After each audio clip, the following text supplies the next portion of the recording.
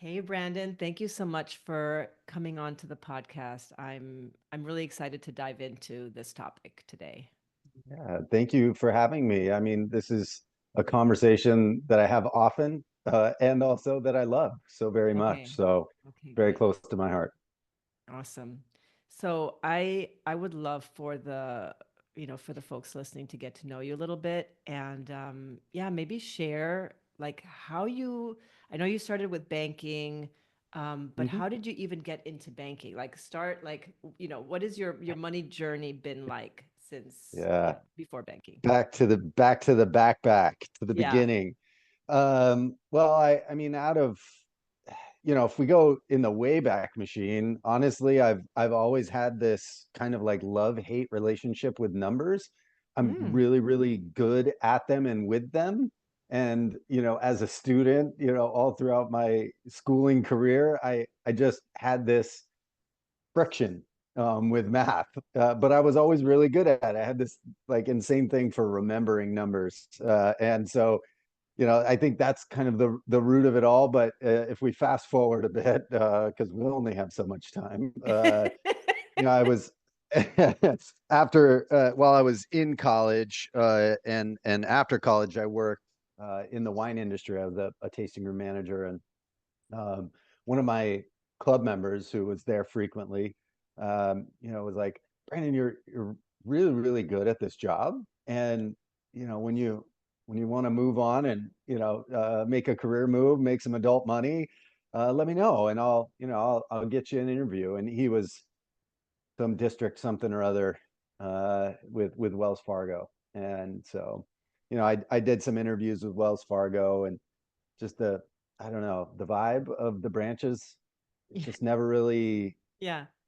never really landed for me, and just something just didn't feel right. So I set that aside for the moment. But as it turned out, very close to my apartment at the time was a very small savings and loan.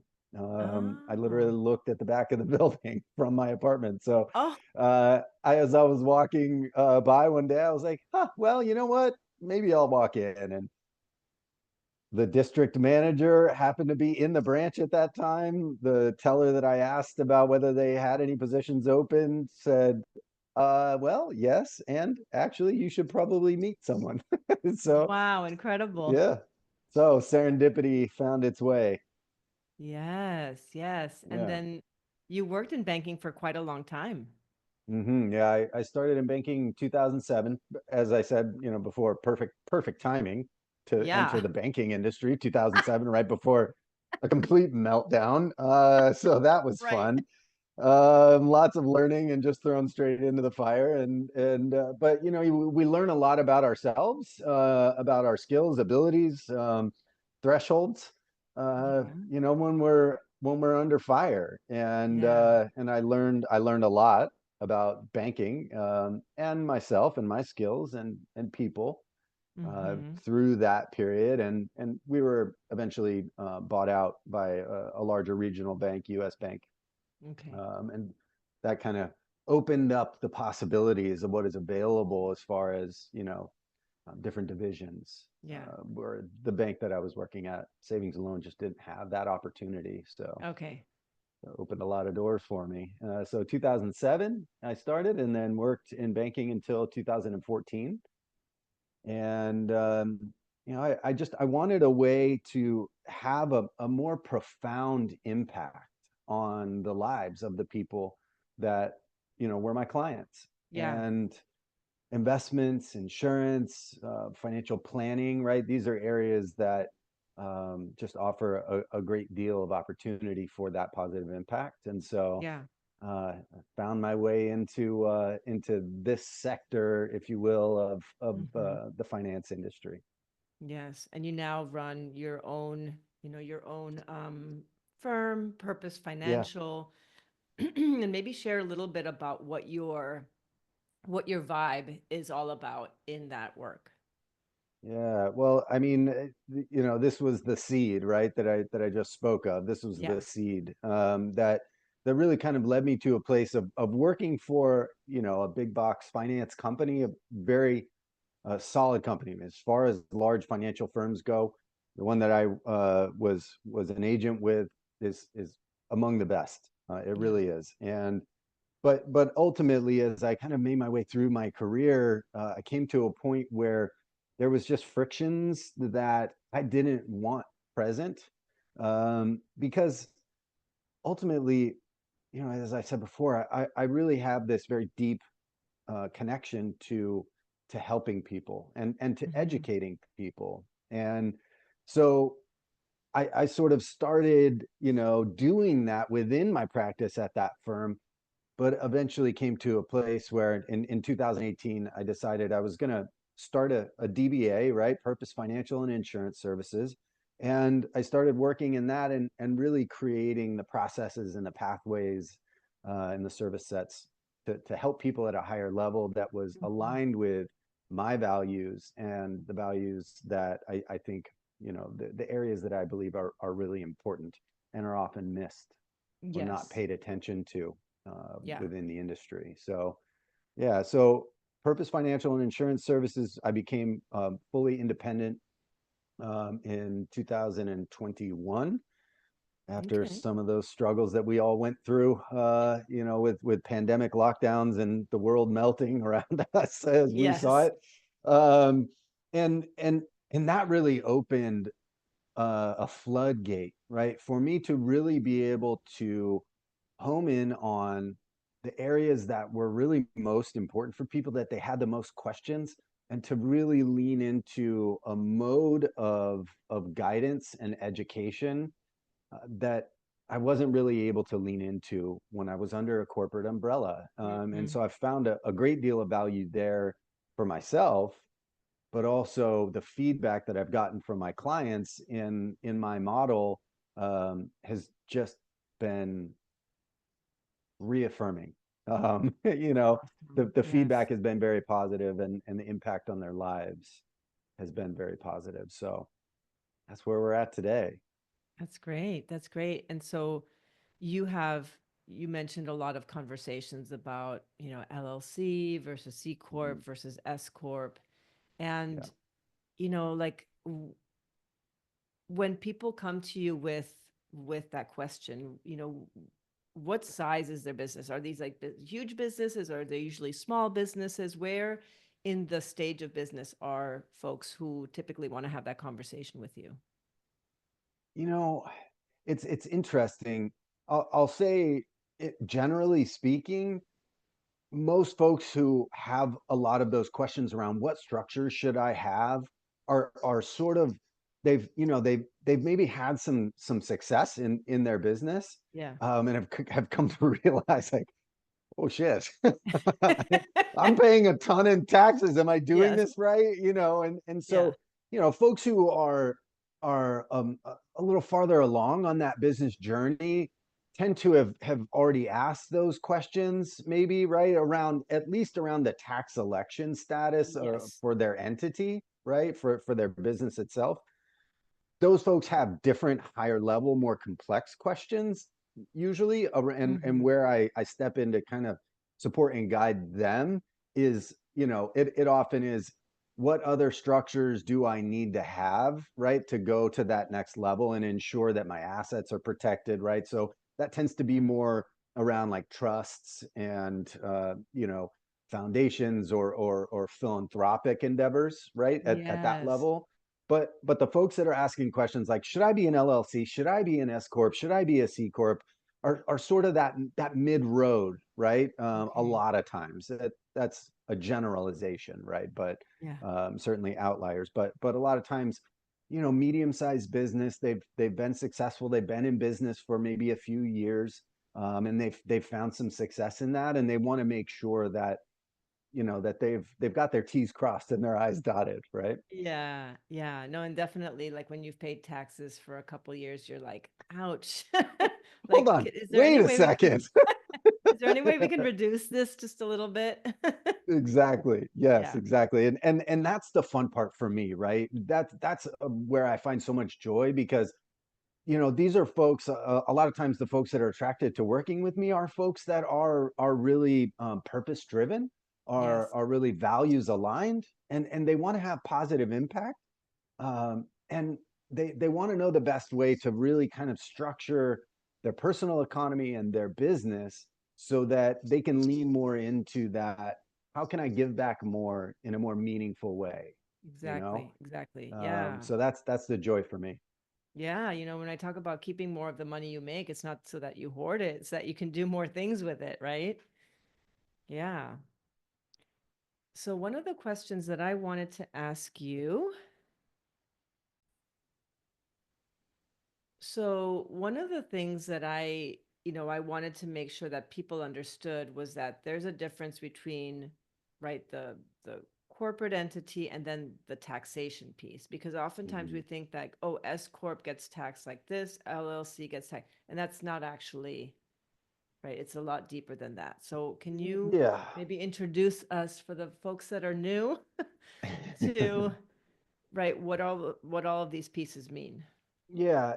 So I mean, we're kind of we have this this thing where a lot of times the tax election is conflated with legal structure, right? Exactly. And so let's clear that water up a little bit. LLC, limited liability company, right, Mm-hmm. is a pass-through entity. S Corp is the same thing. So what does that mean, pass-through entity? That just is a complex way of saying all of the taxation on the revenue boils down to me as an individual or these this set of individuals that are ownership, right? Mm-hmm. Okay. As people.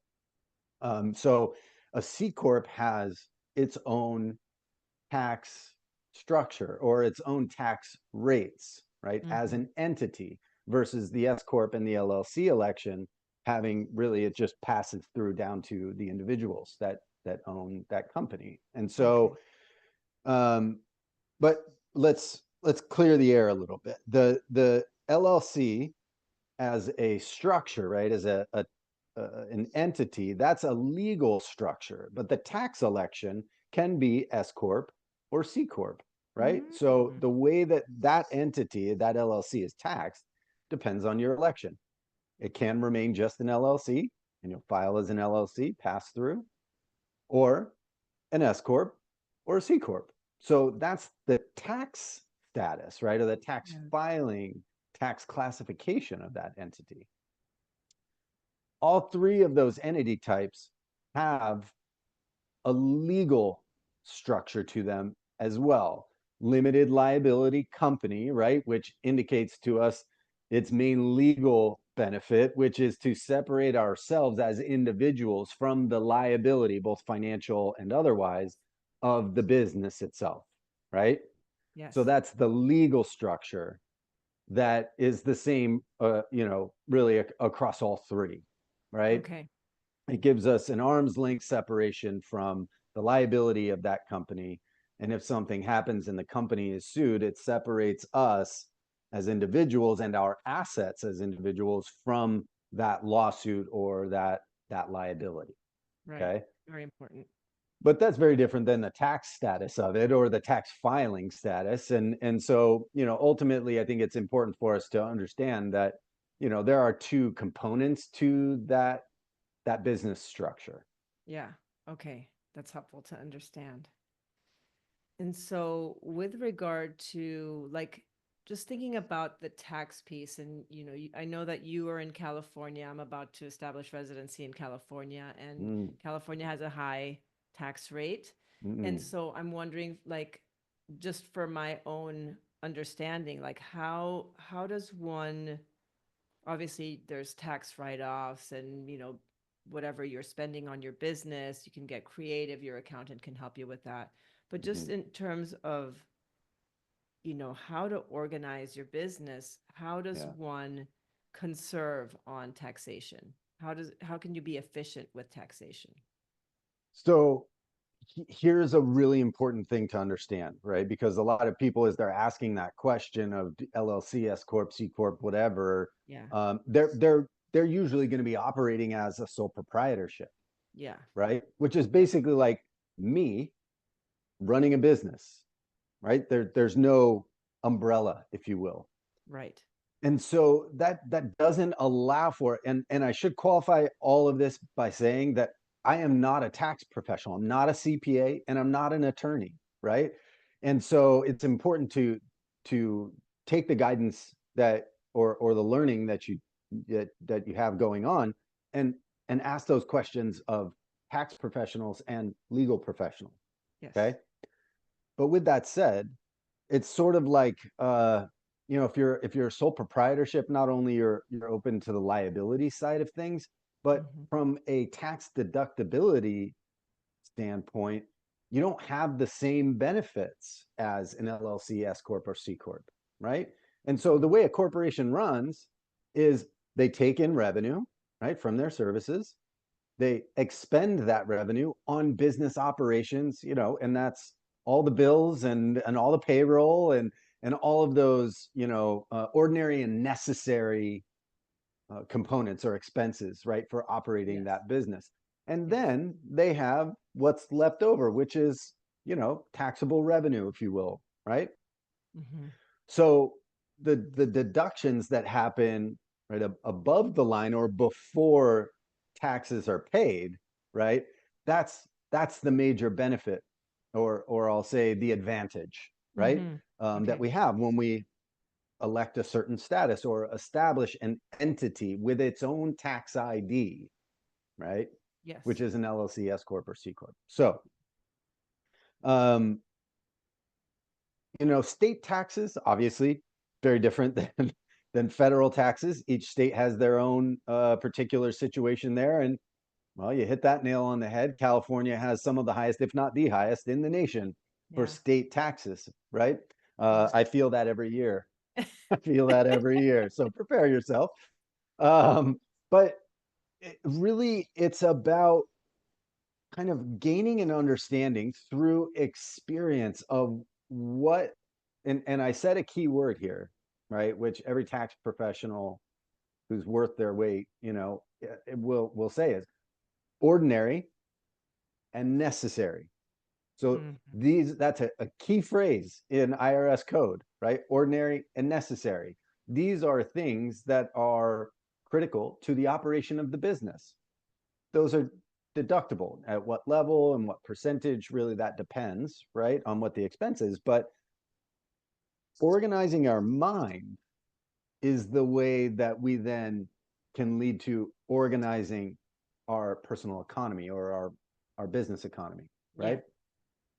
So thinking about what are the things that I absolutely need to have in order to run this business, and having an accounting practice, whether that's internal or you contract someone to do that for you, um, is really critically important. But it all starts with us understanding that ordinary and necessary, right, sort of category, if you will. Yes. So that gives us the ability then to, as we've elected our status of LLC, S Corp, or C Corp, to deduct those expenses, right, from our operating revenue and from our gross revenue down to more of a net revenue place, right? Okay. Okay. Um, What would be like, would there be a different way that you would deduct those expenses? W- whether you're in, if you're in an LLC versus an S Corp, is there a different way of deducting? nope, those are the Oh, same. okay. Yeah, those are the same. Now it's, a C Corp has, again, its own tax brackets and its own Yes. tax rates. Okay. And so, the way that that operates is just different because the corporation is going to pay its taxes, and the Yes. individuals who are paid W-2 income Got it. from Yes. that corporation are going to pay their own tax rates. So Yes. that gets into a water where you really want to have a CPA, accountant, bookkeeper, right? That and those are different, right? Those are That's two higher different, level stuff. right? Yeah.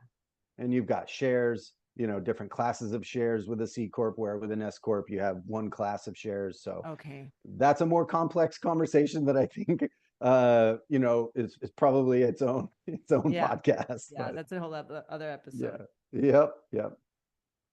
So with the LLC and then S Corp, I remember hearing that with an S Corp, like you can, I mean, with an LLC, you can have a team as well, but with an S Corp, you have the ability to have payroll. I mean, there's Mhm. something about the S Corp that where there's room for bigger growth, or can you share a little bit about that piece? Yeah, I mean, if you're a one person show, you're running your business on your own, and much like myself, right? Yeah. Where you don't have employees per se, Yes.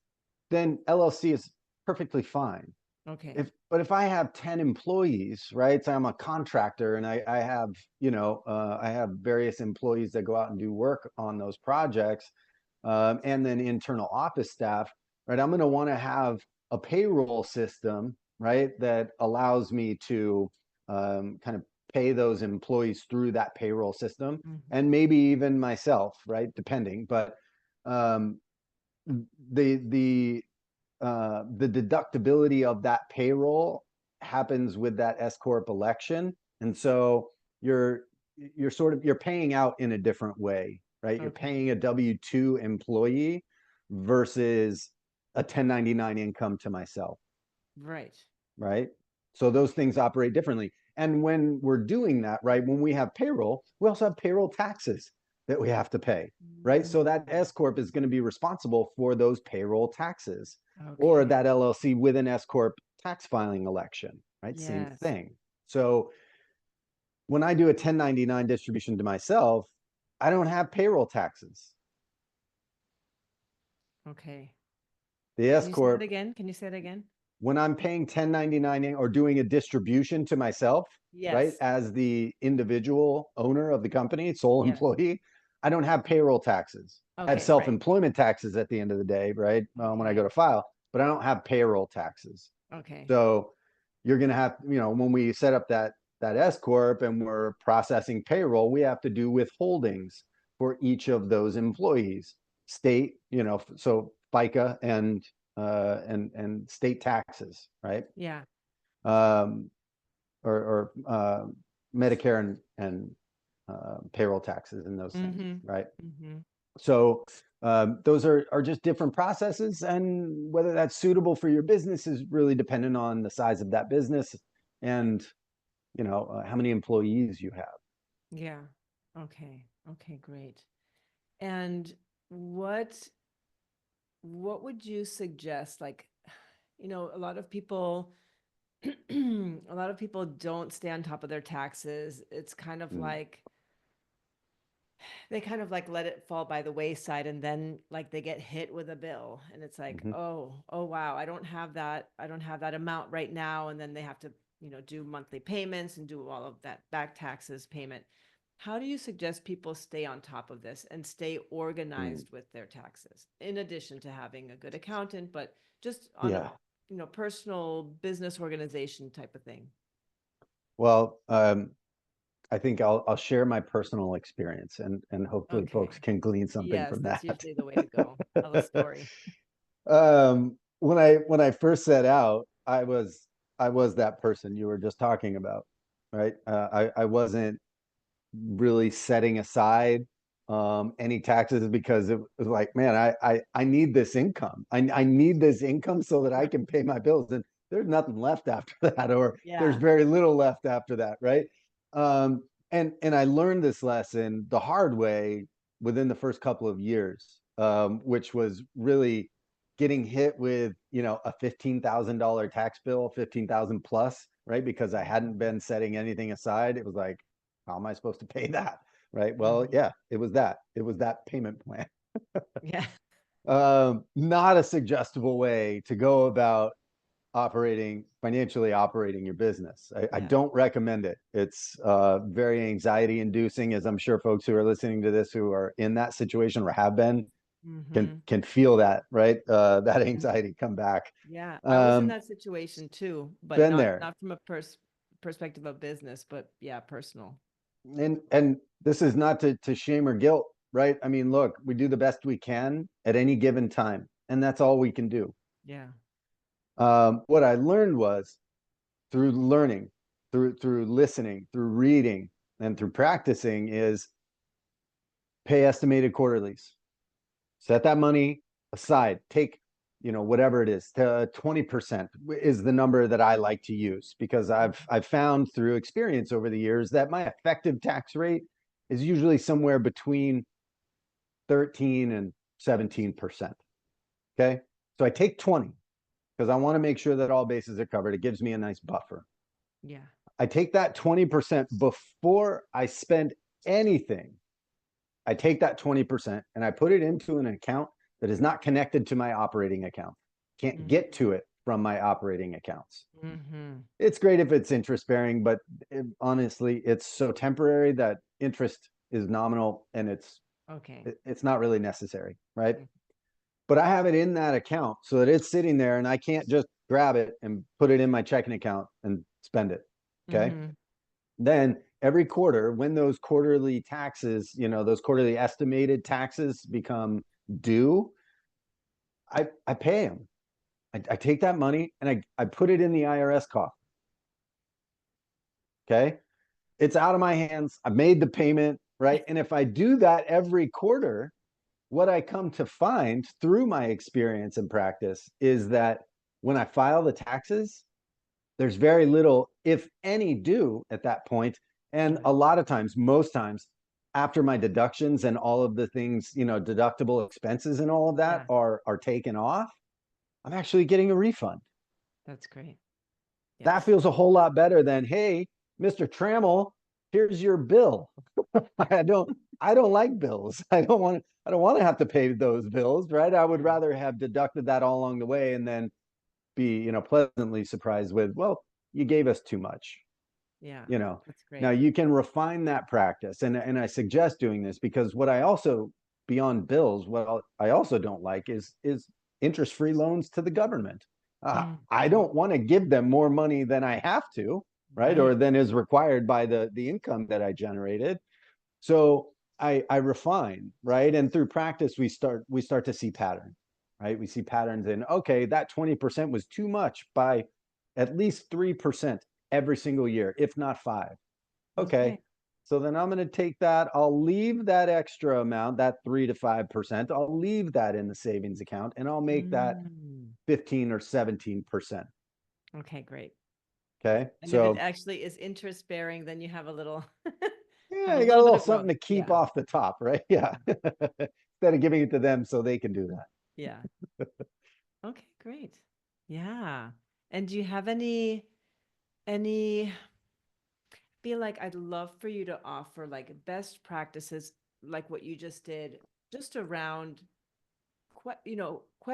questions people can be asking themselves when making decisions about structures and taxation. What are some of the questions people can be asking themselves about how they want to move forward with that type of thing? I think the key question to really ask yourself at the beginning of that research is, Yeah. what's my vision for this business? Mm-hmm. Right? What is the future? What do I want the future of this business to be? Do I want it to be 10 employees and 5 million in revenue? Or am I going to continue operating the way that I'm operating? Maybe I'll bring in an assistant or something to that effect, right? But what do I want the future of this business to look like? And feasibly, what could it look like? Mm-hmm. You got to start there, because I think the most sage advice that I've ever gotten in life, right, as it applies to businesses, begin with the end in mind. What do I I like want that. that destination to be? And reverse engineer the Yes, course I as much love as that. possible. Yeah. Okay, And, awesome. and that's the key, right? Because then what other questions are important for us to ask and what other research is important for us to do sort of reveals itself, right? Mm-hmm. As we reverse engineer that, and seek guidance, seek guidance from people that you can trust and that are experienced and can share that experience with you, right? So that Mm-hmm. you can glean from it what you need to glean from it for your situation. Mm-hmm. Stay away from soundbite financial advice. or Right. business advice, because it's rampant. It's Yeah. everywhere. Yeah. And Everybody's got an opinion. it creates confusion, which is, Yes. we all know that what a confused mind does. It Yes. does nothing. Does nothing and it gets overwhelmed. Correct. Yeah. And so, find advisors, or I'll say mentors, right? Teachers, people who can teach you based on their experience Mm-hmm. how to find the right path for you. Mm-hmm. It's Okay. it's Great. just really, really important. It's the only reason I am where I am is because I had great teachers, great advisors, great mentors. Yeah. Awesome. And when we spoke last week, you talked about real estate, and I'd love to just kind of like Mm, go into like, oh, okay, different types of businesses. Like sure. you mentioned with a real estate business that you would want to have like each property has its own LLC or Yeah. is its own LLC. Mhm. And I'd love for you to talk for a moment about that. Yeah. I mean, property investment, right? You talk about advice being everywhere, right? I mean, it's Yes. all over. Every social media platform is like, this is how you're going to get rich, right? Yeah. Well, maybe. Also, it's how you're going to spend a whole lot of money. But that aside, um, if you're a property investor, or you're someone, even if that's sort of like your side hustle, right, is to acquire property, rent it out, right? Um, there's a lot of liability in that. There's a lot of liability in that. And Mhm. so it is very, I think it's important for us to really learn how to separate our personal assets and ourselves from those liabilities, right? We can Mhm. protect against them with insurance, and that's a necessary component, but also the legal structure, right? So it may be, depending on how many properties you have and what the renter situation Yeah, is, like right? let's say it's just a like an Airbnb. Yes, Just one Airbnb. Yeah. it needs, each property ought to have its own LLC for the purposes of legal separation and financial liability Okay. separation. Okay. Because if someone gets hurt in one of those properties, one of your guests gets hurt, which happens, right? Their kid, or Yeah. if you're at the Airbnb and everybody's partying and you're on vacation, right? Things happen. And Yeah. so it adds a layer of complexity, right? Because you have to file for that LLC, you have to pay for the entity itself every year, and so it adds layers of complexity in your economy, Mhm. but it separates you from the liability of things happening, right? Mhm. And then your assets being able to be sought through litigation, right? Your Yes. personal assets. And so Exactly. if each property is its own LLC, now see, this is where we kind of, those conversations I was talking about, right? Those folks who might be at those more advanced levels of their company or their business, this is one of those places, right? Okay, Where great.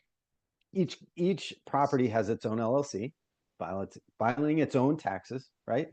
We have a master entity as well, which is sort of the management company, right? Okay.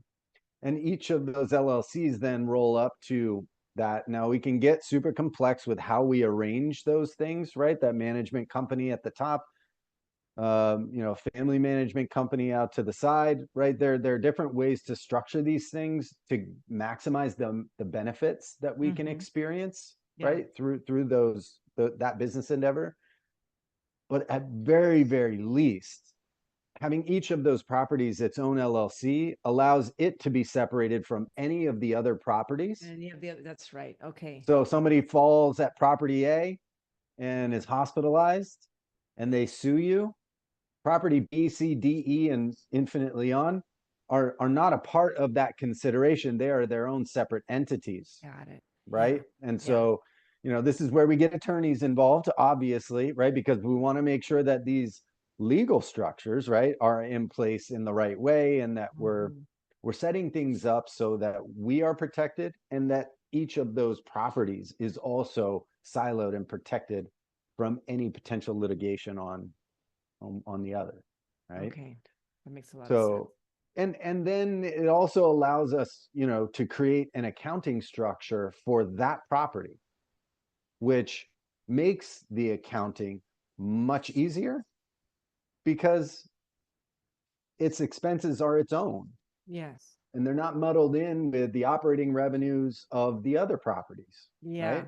Yeah. Which may or may not be as financially sound or beneficial as this one, right? And so Yeah. then it really, that separation allows for us, above and beyond the legal and liability protections, financial protections, to really home in on how am I operating this property at its best, right? Highest and best. And is this a property that I should retain, or maybe I should sell it? This market isn't good, or whatever the Exactly. case So it might lets be. you assess profitability, how well that business Yes, is running. Okay. yes. So Okay. each one is its own entity, its own business, its own cost center, if you will, right? Yes. Okay. And it allows for us to get a little more meticulous in our accounting of it and Hmm. assessment of Yeah.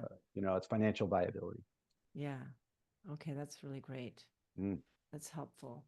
And one other thing that I was thinking about, Brandon, was, if somebody wanted to have a very different business, like, Mm. for example, you mentioned at the very beginning, like a foundation, Mhm. or like, you know, what's the difference between like something that's more of a foundation versus a nonprofit? Like what Mhm. what do you get into there? Yeah. See, now we're getting into the stuff that this is.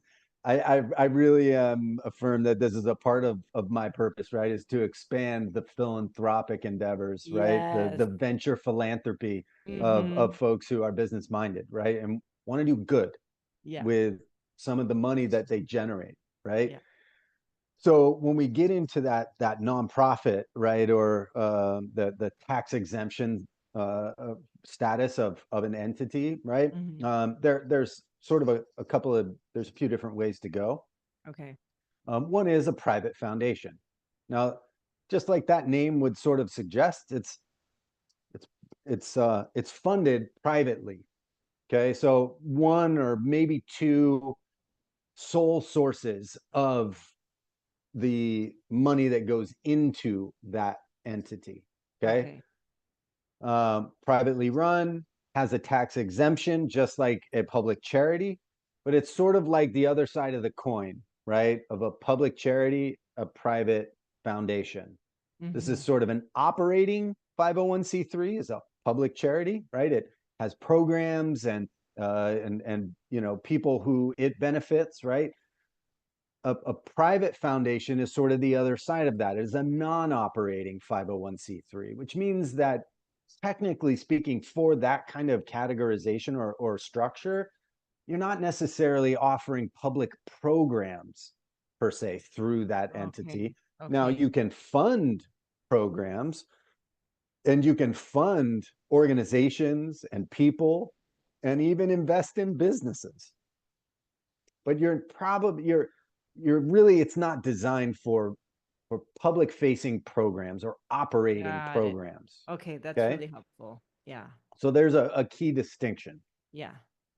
Both of them have the same tax exemption, right? So Okay. all of their revenue, right, is tax exempt, right? Yeah. um, but they really serve different purposes. They serve very different purposes. Okay. um, However, then you have something called an FBO, or a faith-based organization. Okay. You're going to hear some of this once, now that it's on your radar, right? It's kind of like you don't see gas stations until you need gas, right? So Yeah. now that's going to start coming on to your folks' radar, to your radar, right? They're going to be Yeah. like FBO, and then they're going to start hearing about it, right? But so it is, you think, right, churches, right, or faith-based groups, Mm-hmm. right? Doesn't necessarily mean a church, but it is a faith-based organization, whatever that faith might be, and they have Yeah. tax exemptions the same way or in a similar way, right, as the 501c3s. Okay. Mm-hmm. um, it, we can build these structures or contain our businesses or our philanthropic giving within these structures so that we experience a higher level of tax benefit, right? Yes. Now, if at the end of the year I have a taxable revenue, right? My tax liability is based on the profit, Yeah. of the entity, right? Yeah. Now, instead of taking all that money and giving it to the government or the state, maybe I would rather do some good with that money.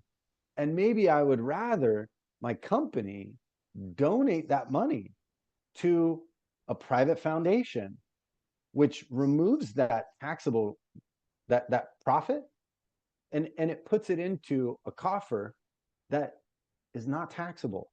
It's Okay. that donation, I get the deduction, or the company gets the deduction for, right? Okay. We remove that profit from our balance sheet and we donate it to the private foundation, or Okay. the whatever, the public charity, Yes. or the Yes. FBO, whatever the case might be. Then if I happen to be the principal or the executive director, right, of that organization, then we get to leverage all of those donations and that money that's in that coffer to do some good. So that's our Mm-hmm. philanthropic arm, Yeah. right? um, and how we operate that private foundation or that public charity. Look, I mean, if you can operate a business and a public charity at the same time, you're superhuman. I don't suggest it necessarily, right? Which is why that private foundation allows us to get the deduction, right, for the donation to the Yeah. entity, and then fund those organizations or entities that are out there doing the good that is values aligned or mission aligned for our private foundation, right? Okay. And this is something that I talk about and go in depth in my book, which is a sort of the first level of people going, wait, what? No, I want to know more about that, right?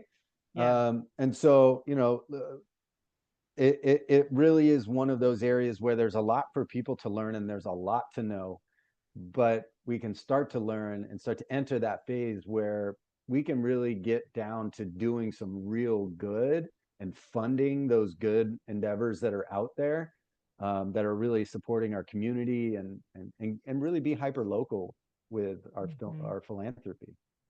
I really love that. Thank you so much for, I feel like we got a good overview of all of the different pieces here. And obviously, for the person listening, get mentorship, get support in, setting things up. Yeah. Um, yeah. So where can people find you? Like for if they want to seek your financial services, but also you have a podcast and you have a book, like you mentioned. Well, you're gonna find uh, you're gonna find a pattern here. The podcast is called Leave It Better with Brandon Trammell. The book is called Leave It Better. Here, let me.